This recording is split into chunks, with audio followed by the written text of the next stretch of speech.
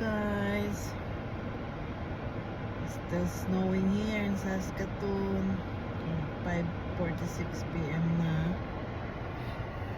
So, malamig. Sa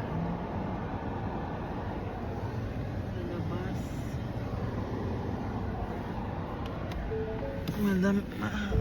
Snow pa rin siya.